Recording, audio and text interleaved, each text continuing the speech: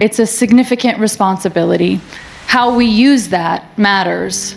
And what we stand up for and what we stay silent about, what we monetize versus what we actually live matters. I have so much to say last 2 years of my life, but tonight is not the forum. What I will speak to separately is of being a woman who has a voice today. Blake Lively, a name long associated with Hollywood glamour, sophistication, and a carefully crafted image of control, now finds herself in the middle of one of the most controversial legal and public relations storms of her career.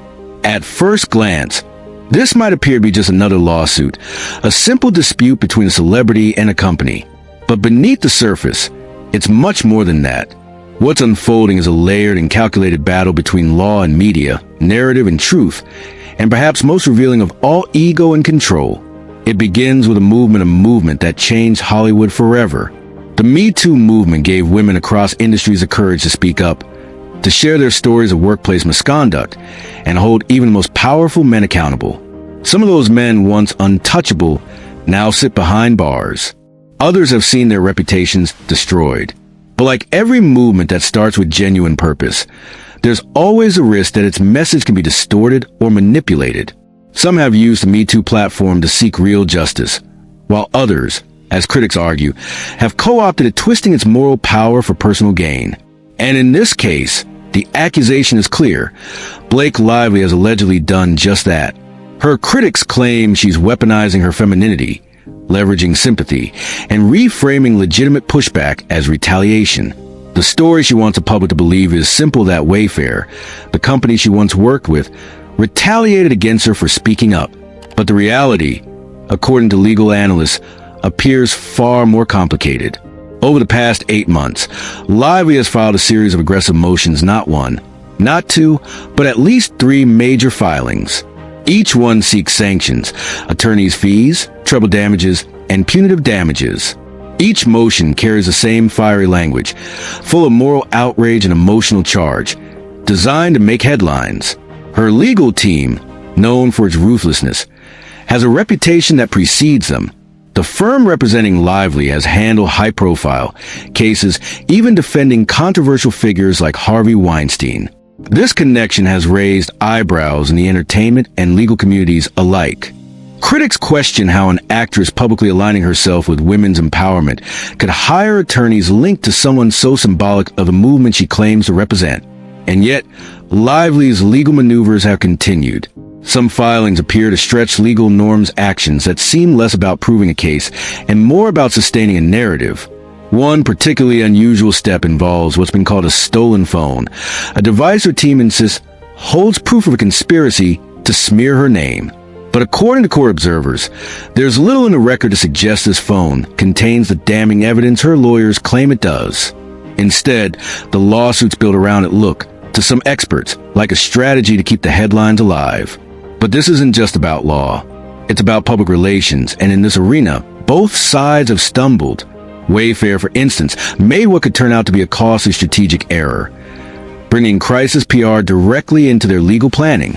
While that may seem smart on the surface, in the world of litigation, it's dangerous territory.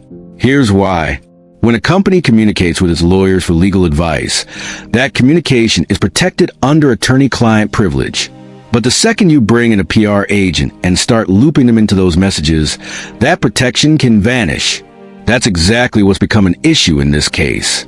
Judge Lyman, who's been presiding over the matter, has drawn criticism for appearing to side with Lively in several rulings. But many legal analysts say this case should serve as a wake-up call. Mixing legal defense with public relations isn't just risky, it can unravel your entire case during discovery. This has turned the fight into something unprecedented, a hybrid war between the court of law and the court of public opinion. Every filing, every press statement, every leak feels less like a legal step and more like a move in a psychological chess match. Both sides are guilty of it. Wayfair's PR missteps have only fueled Lively's narrative, while Lively's filings have increasingly resembled PR campaigns masquerading as legal arguments. Her latest motion, one of the boldest yet, asks for punitive damages, treble damages, and compensatory damages under California law, despite the fact that the case is being heard in a New York federal court. She's asking the judge to declare her the prevailing party to officially recognize her as the winner before the case even reaches trial. The legal mechanism she's using is called the anti-SLAPP law, short for strategic lawsuit against public participation. These laws were designed to protect people from being sued simply for exercising their right to free speech. In other words, if someone sues you just to silence or intimidate you, anti-SLAPP allows you to strike that lawsuit down early and even recover damages. But there's a problem. Anti-SLAPP laws vary from state to state, and not all federal courts accept them. Some judges have even ruled that these laws conflict with federal procedure rules. New York's federal courts, in particular, have often rejected California's version of anti-SLAPP, saying it doesn't fit with the way federal litigation works. That raises a serious question. Why is Blake Lively trying to invoke a California statute in a New York court? Her critics argue it's part of her PR strategy, not a legal one. By invoking a law associated with free speech retaliation, she can continue to tell the public that she's being punished for speaking up, even if the law itself doesn't apply. Lively's opponents also note that she was the one who brought the original claim, meaning she's not exactly a victim of a silencing lawsuit. In fact, after she filed her case, Wayfair counterclaimed, arguing that it was their right to defend themselves publicly. Lively, however, insists that any defense at all, whether it's a press statement, a website post, or even a court filing, amounts to retaliation. But here's the truth. Filing or defending a lawsuit isn't retaliation, it's due process. Every employer, every company, every person has the right to defend themselves in court. Her latest motion, according to many observers, seems like retaliation in itself. After Wayfair's Judd Wallace exposed flaws in her filings, including serious jurisdictional issues, Lively fired back almost immediately, asking the court for anti-SLAPP relief. Essentially, she's demanding that the judge not only side with her, but declare her the winner outright. This isn't the first time she's tried this tactic. In fact, this is now her third attempt to recycle the same core arguments, this time focusing on public comments made by Brian Friedman, one of Wayfair's representatives. She claims Friedman's statements in the media and online amount to defamation and retaliation. But according to analysts, it's the same recycled story wrapped in new legal packaging each time. For many watching from the outside, it looks less like a quest for justice and more like a carefully staged public relations campaign, one that paints Blake Lively as a victim of a heartless corporation and manipulative lawyers. Wayfair and Friedman, she argues, are fueling online narratives to discredit her. But those familiar with Hollywood PR say that framing is nothing new. It's an old trick used to control headlines and sway sympathy. And here's where things take an even more complex turn. Blake Lively has a documented history of on-set conflicts. She's had tension with big-name directors, including Oliver Stone during Savages, and similar disputes during the Rhythm section. She's even admitted to being combative when she feels her creative control slipping despite being hired as an actress, not a producer or director. Wayfair claims the same behavior repeated itself during their project, that Lively demanded authority she wasn't contractually entitled to. That's where their conflict began. Since none of us were on that film set, we can't know what truly happened between Blake Lively and the production team. What we can see, however, is a paper trail, a long sequence of filings, motions, counterclaims, and PR statements that reveal a pattern. Every time the case faces a challenge or an unfavorable ruling, Lively's legal team responds not only with a new motion, but also with a fresh wave of publicity. To some analysts, this isn't a coincidence, it's strategy. The filings seem carefully timed to coincide with media cycles, ensuring her name remains visible, her narrative dominant, and the public reminded of her version of events. Whether the courtroom is silent or not, the conversation never stops. And this is where the case drifts far beyond legal procedure. What began as a dispute over workplace treatment has morphed into a calculated PR operation designed to shape perception.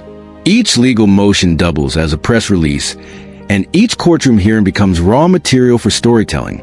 Critics point out that this constant escalation undermines the very justice system she claims to trust. Judges dislike repetitive motions that simply repackage old arguments under new titles.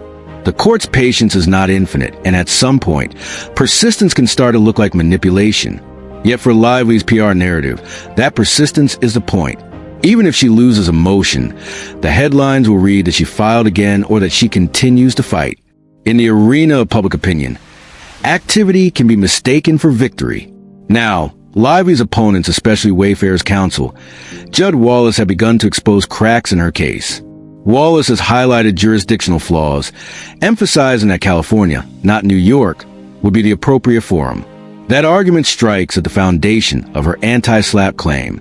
If the case doesn't belong in New York federal court, then the California statute she's relying on may not apply at all.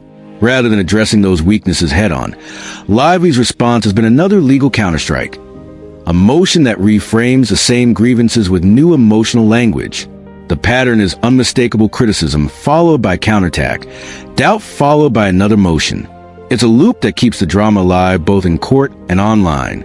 At the heart of this spectacle lies a central question. Is Blake Lively genuinely seeking justice, or is she managing a narrative? For many onlookers, her case appears increasingly fragile.